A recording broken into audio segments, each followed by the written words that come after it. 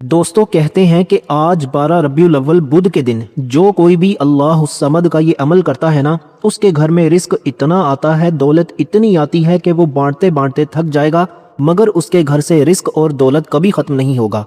इसलिए कि ये अल्लाह समद का इतना ताकतवर अमल है जो सिर्फ 12 रबीउल अव्वल बुध के दिन किया जाए। आज 12 रबीउल अव्वल है और ये अजीमुल शान बुध का दिन तमाम अहले इस्लाम को, मुसलमानों को बहुत बहुत मुबारक हो। इस दिन का ये सबसे बड़ा अमल आपने करना कुछ इस तरह है कि इसे करते हुए आपके पास पूरा दिन और पूरी रात मौजूद है, यानी रात में भी, क्योंकि आज की रात बुध की रात है, आगे बुध का दिन है। चाहे तो आप इसको रात में भी कर सकते हैं, दिन में भी कर सकते हैं, लेकिन इसके बाद ये मौका साल बाद मिलता है। जिसने आज ये अमल कर लिया ना, उसने बहुत बड़े बड़े इनामात हासिल कर लिए, क्योंकि वो लोग बड़े मुकद्दर वाले होते हैं, बड़ी ही किस्मत वाले होते हैं जो इस अमल को करेंगे। अमल करने की तरतीब और तरीका कार ज़रा समात कीजिएगा ताकि आपको इस अमल की तमाम चीज़ें समझ में आ जाएं और फिर इसी तरतीब के साथ ये अमल करके आप अल्लाह ताला की बारगाह से बेशुमार ख़जाने हासिल कर सकते हैं। कहते हैं कि ये अमल इतना ताकतवर है कि इसकी बदौलत जिसने जो कुछ भी मांगा है उसको ज़रूर मिला है। अब आपने करना कुछ इस तरह है कि सिर्फ एक मुट्ठी चीनी लेकर इसको किसी बर्तन में अपने सामने रख लेना है, फिर इस अमल को आपने शुरू कर देना है। यानी कि आपने ये जो तरतीब मैं आपको बता रहा हूं ना, ये बड़ी अहम और बड़ी खास और बड़ी कमाल की तरतीब है, इसलिए कि अल्लाह समद पढ़ते ही अल्लाह की रहमत और अनवार तजल्लियात बरसना शुरू हो जाते हैं। अब आपने जब ये चीनी लेनी है तो इसमें एक बात की कोशिश आपने लाजमी करनी है, वो ये है कि या तो आप किसी छोटे बच्चे से कहें कि वो आपको एक मुट्ठी चीनी भर दे। अगर आपने खुद लेनी है तो फिर आपने बावजू एक मुट्ठी भर कर किसी बर्तन में, किसी शॉपर में, किसी कागज में डालकर अपने सामने रख लें। आप दुनिया के जिस कोने में भी हैं, जहां भी हैं, पाकिस्तान में हैं, इंडिया में हैं, बांग्लादेश में हैं, यूरोप की किसी कंट्री में, ऑस्ट्रेलिया में, यूके में, जहां भी आप इस वक्त मौजूद हैं, ये दिन ज़ाया ना कीजिएगा। ये अज़मतों वाला, रहमतों वाला ये दिन, देखें कि ये तारीख किसी जगह की कोई भी हो सकती है, लेकिन दिन बुध का होना लाजमी है। ये 12 रबीउल अव्वल है। इसमें आपने ये कलिमात की तस्बीह को इस तरतीब के साथ पढ़ना है कि सबसे पहले आपने दरूद पाक पढ़ना है और दरूद पाक से आपने इस अमल का आगाज करना है। जो भी जायज़ मकसद, जायज़ हाजत, तमन्ना, आरजू, देखें दोस्तों, हर एक शख्स की ना अपनी एक होती है। हर शख्स अपनी मंशा के मुताबिक, यानी कि कोई मकरूज है तो वो अपने कर्जे की नीयत कर ले, किसी को घर चाहिए तो वो घर की नीयत कर ले, किसी को दौलत चाहिए तो वो दौलत की नीयत कर ले। अलगर्ज दुनिया की जिस चीज़, जिस नेमत की आपको ज़रूरत है वो इसकी नीयत कर ले। नीयत करना आपकी जिम्मेदारी है। नीयत करके आपने इस अमल को शुरू करना है। देखें कि अल्लाह ताला ने इंसान को ना बेशुमार नेमतों से नवाजा। इन नेमतों के हसूल और इसके दवाम के लिए सबसे अजीम जरिया दुआ और ये अमल है, क्योंकि दुआ मोमिन का हथियार होता है और ये पूरा अमल ही दुआओं का मरकज़ है। इसलिए दुआ बंदे और रब के दरमियान ताल्लुक को मजबूत करती है। दुआ अल्लाह ताला की रज़ा के हसूल का जरिया भी है। दुआ हर मुश्किल का हल भी है। ये अमल इंसान को मायूसी से निकाल कर उसको उम्मीद में बदल देता है, गुनाहों की माफ़ी का वसीला बन जाता है और दिल को भी इत्मीनान और सुकून आ जाता है। अल्लाह ताला की रहमत इस अमल के जरिए उस बंदे के ऊपर मूसलाधार बारिश की तरह बरसने लग जाती है। देखें, दुआ करने वाला, ये अमल करने वाला इंशाअल्लाह कभी नाकाम नहीं होता। इसकी मुश्किलें फौरन हल हो जाती हैं। इससे इंसान की रूह भी पाक होती है। आजिज़ी और इंकसारी की अलामत है ये अमल, और इसलिए कि दुआ इंसान को गरूर से बचाती है। ये अमल इंसान को अल्लाह के करीब कर देता है, क्योंकि इसके ज़रिए अल्लाह ताला की मारिफत नसीब होती है। तो अब आपने इसी तरतीब के साथ जब नीयत कर ली, अपने मकसद को जहन में रख लिया, अल्लाह ताला की रज़ा शामिल हाल कर ली कि मेरा रब मेरी मदद फरमाएगा, मैं उसको राज़ी करने की नीयत से उसका जिक्र कर रहा हूँ, उसकी मदद तलब कर रहा हूँ, उसके करीब होने की कोशिश कर रहा हूँ। देखें दोस्तों, जब बंदा एक मरतबा कहता है ना कि मेरे अल्लाह, तो अल्लाह फरमाता है, ए मेरे बंदे, तू मांग, क्या मांगता है, तुझे अता कर दिया जाएगा। इसलिए कि ये मौका तो हर किसी को तलाश होती है कि मुझे ऐसा मौका मिल जाए कि मैं बाद में मांगूं, मेरा रब मुझे पहले फरमाए कि जी मेरे बंदे, तू मांग, मुझसे क्या मांगता है, तुझे अता कर दिया जाएगा। तो दोस्तों, यही वो सुहानी घड़ियां हैं, यही वो मौका है कि आप इस मौका से फ़ायदा उठा सकते हैं। इसलिए कि जिसने इस मौके को ज़ाया कर दिया, उसके पास सिवाय पछतावे के और कोई चीज़ उसके हाथ नहीं आती। इसलिए मैं आपसे ये हमेशा गुजारिश करता रहा हूँ कि अगर आप इस अमल की शान और अजमत को समझना चाहते हैं, इस अमल की तरतीब को समझना चाहते हैं, इस अमल की शान और अजमत को जानना चाहते हैं, तो फिर एक मरतबा, क्योंकि ये मौका साल में एक बार मिलता है, किस्मत वालों को मिलता है। कई ऐसे लोग होंगे कि जिनके पास ये पैगाम, ये वीडियो नहीं पहुंचेगी। कई ऐसे लोग होंगे जो इस वीडियो को सुनेंगे भी, पैगाम को सुनेंगे भी, अमल को भी سنیں گے لیکن کر نہیں پائیں گے۔ حقیقت میں مقدر والے، قسمت والے وہی لوگ ہوں گے جو اس سے فائدہ اٹھائیں گے، جو اس کی برکتیں حاصل کریں گے۔ اس لیے دوستو آپ نے اسی ترتیب کے ساتھ اس عمل کو پڑھنا ہے کہ سب سے پہلے آپ نے یہ چیزیں اپنے ذہن میں رکھنی ہیں جو میں آپ کو بتانے جا رہا ہوں۔ صرف ایک مٹھی چینی، جیسے میں نے کہا کہ چینی آپ نے اپنے سامنے رکھ لی، باوضو ہو کر بیٹھ کے درود پاک آپ نے پڑھ لیا 11 مرتبہ، اللہم صلی علی محمد وعلی آل محمد کما صلیت علی ابراہیم وعلی آل ابراہیم انک حمید مجید، اللہم بارک علی محمد وعلی آل محمد کما بارکت علی ابراہیم وعلی آل ابراہیم انک حمید مجید۔ دوستو درود ابراہیمی آپ نے پڑھ لیا، تو اب آپ نے یہ درود ابراہیمی پڑھنے کے فوراً بعد دیکھیں درود پاک کی نا دوستو اپنی ایک تاثیر ہے، درود پاک کی اپنی ایک برکتیں ہیں، درود پاک کی اپنی ہی ایک پہچان ہے۔ درود پاک کے فضائل مختلف احادیث مبارکہ میں بھی آئے ہیں، مختلف جگہوں پر یہ ذکر موجود ہے کہ قرآن مجید میں باقاعدہ اس کی آیت مقدسہ نازل ہوئی ہے۔ لیکن رزق میں کشادگی ہوگی، مالی پریشانیوں میں فوراً کمی واقع ہو جائے گی، دل کو اطمینان، راحت اور سکون آ جائے گا، حاجات تمہاری فوراً پوری ہو جائیں گی انشاءاللہ۔ اس لیے کہ یہ عمل جس چیز پہ بتایا جا رہا ہے نا، اسی چیز پہ کریں گے تو بہت تیزی کے ساتھ ہی اثر دکھائے گا۔ اس لیے کہ آپ نے سب سے پہلے جو چیز میں عرض کر رہا ہوں یہ ہے استغفار، یعنی فوراً آپ نے درود پاک پڑھا، اس کے بعد درود پاک سے پہلے جب عمل کرنے کے لیے آپ نے بیٹھنا ہے نا، چینی اپنے سامنے رکھنی ہے، تو آپ نے نیت جو میں نے آپ سے کہی کہ وہ نیت ضرور کر لینی ہے۔ اصل میں نا دوستو اعمال کا دار و مدار نیتوں پر ہوتا ہے۔ اگر انسان کی نیت درست ہو، صحیح ترتیب اور صحیح طریقے کے مطابق انسان نیت کر کے اس عمل کو کر لے تو اس کو بے حساب فائدے ہوتے ہیں، بے شمار برکتیں ملتی ہیں۔ ورنہ تو بہت سارے لوگ بڑے بڑے اعمال کرنے کے بعد بھی محروم اسی وجہ سے رہ جاتے ہیں کہ ان کی نیت میں فطور آ جاتا ہے، ان کی نیتیں درست نہیں ہوتی۔ اب آپ نے فقط اتنے سے الفاظ جو میں آپ کو بتانے لگا ہوں، یہ الفاظ آپ نے پڑھنے ہیں۔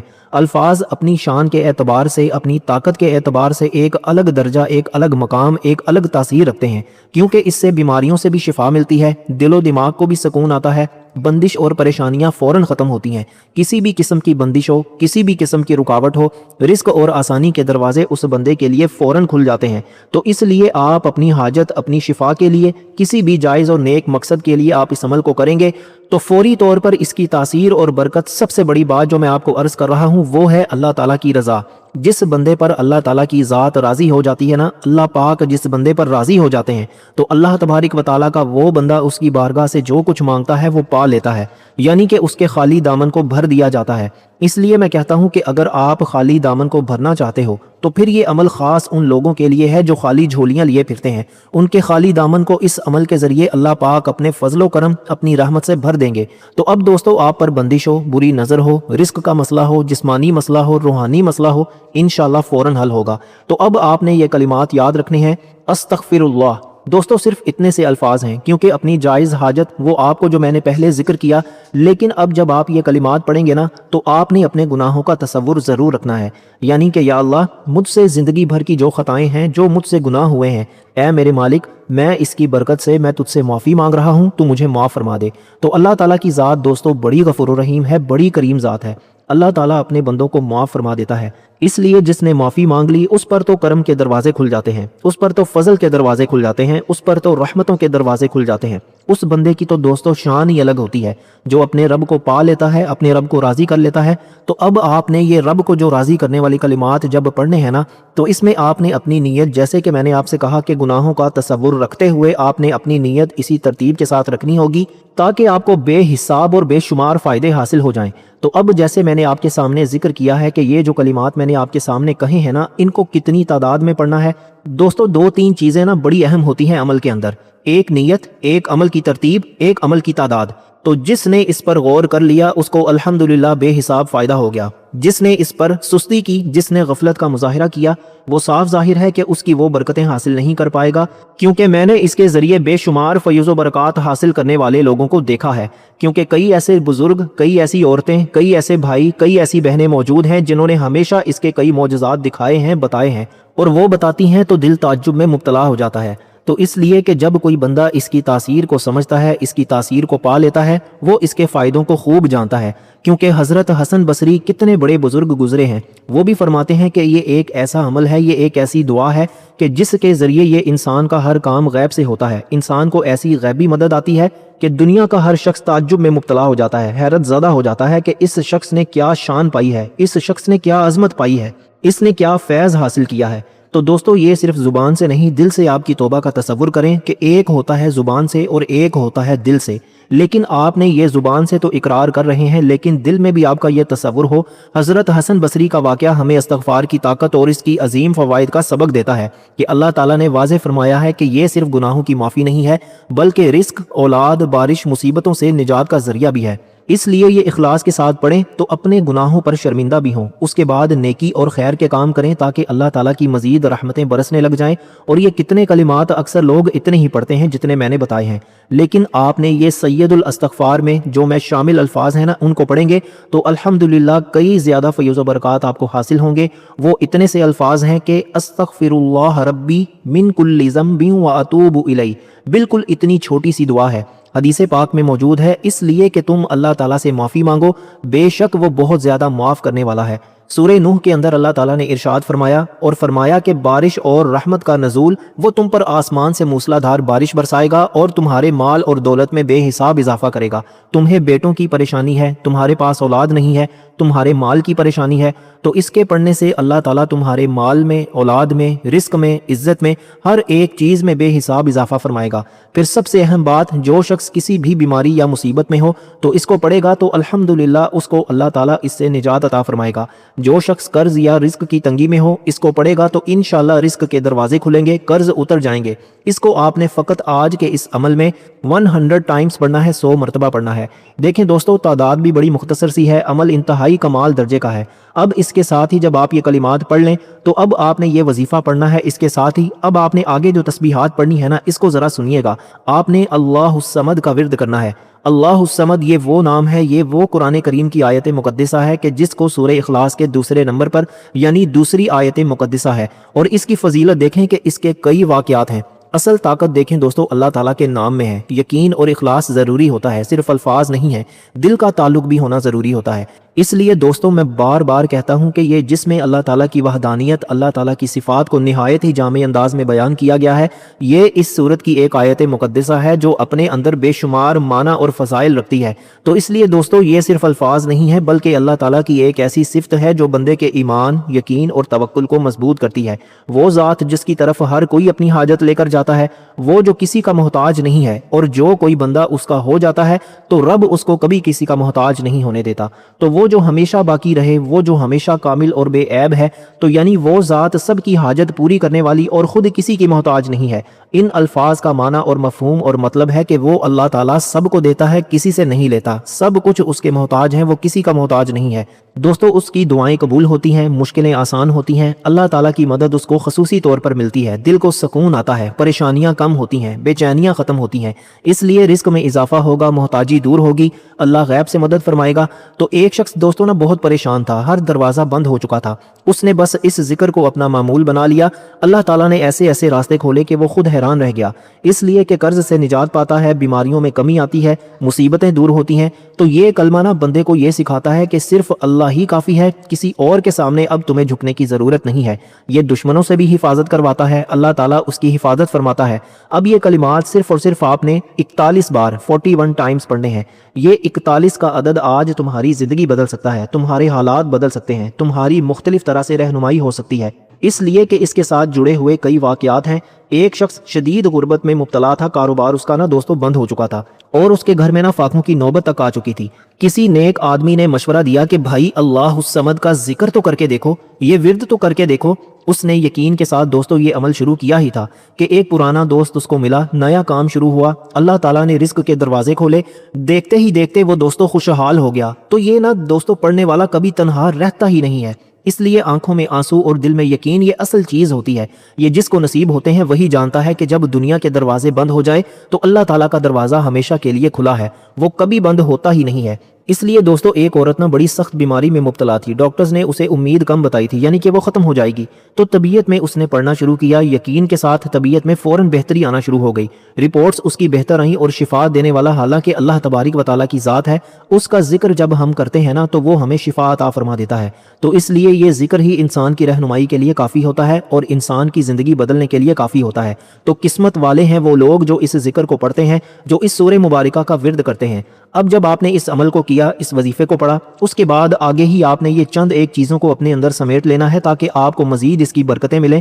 اب آگے کیا چیز پڑھنی ہے وہ ذرا سمجھیے گا۔ تو اب آپ نے اس کے بعد اللہ تعالیٰ کا یہ نام جس کا معنی ہے یا غنیو، جس کا مطلب ہے کہ بے حساب دینے والا، غنی کرنے والا، یعنی کہ غنی وہ ذات ہے، یعنی اللہ تعالیٰ کی ذات ہے نا غنی، اور تو کسی کی ذات غنی نہیں ہے۔ اللہ تعالیٰ کی ذات غنی ہے جو بندے کو وہاں سے نوازتا ہے جہاں سے اس نے گمان بھی نہیں کیا ہوتا۔ تو دوستو اس لیے یہ اللہ تعالیٰ کی ذات ہی ہے جو ہر لمحہ اپنے بندے کو عطا فرماتی ہے اور اپنے بندے پر اپنے کرم کی بارش کو وہ برساتا ہے۔ اس لیے کہ یہ عمل جس کو بھی بتایا گیا، وہ جب بھی بندہ یہ عمل کرتا ہے تو وہ پھر خود کہتا ہے کہ یہ واقعی ہی وہ عمل ہے جس نے بڑے بڑے لوگوں کی زندگی، یعنی فقیر بھی اگر اس عمل کو کرے نا تو وہ بھی امیر ہو جاتا ہے، وہ بھی غنی ہو جاتا ہے، وہ بھی مالدار ہو جاتا ہے۔ اس لیے میں کہتا ہوں کہ اگر مالدار بننا چاہتے ہو نا تو پھر آپ کے پاس یہ بڑا ہی سنہری اور بڑا ہی بہترین موقع ہے، کیونکہ اب آپ نے پڑھنا کیا ہے؟ یا غنیو، اللہ تعالیٰ کے اسماء میں سے ایک یہ عظیم نام ہے۔ اس کا مطلب ہے کہ بے نیاز، ہر چیز سے مستغنا، سب کو دینے والا مگر کسی کا محتاج نہیں۔ کائنات کی ہر مخلوق اللہ تعالیٰ کی محتاج ہے مگر اللہ تعالیٰ کسی کا محتاج نہیں۔ اب دیکھیے نا، جتنی صفات کا ہم ذکر کر رہے ہیں ان کا معنی ہی کیا ہے، کیا ہی مفہوم ہے جو انسان کی زندگی کو بدل کر رکھ دیتا ہے۔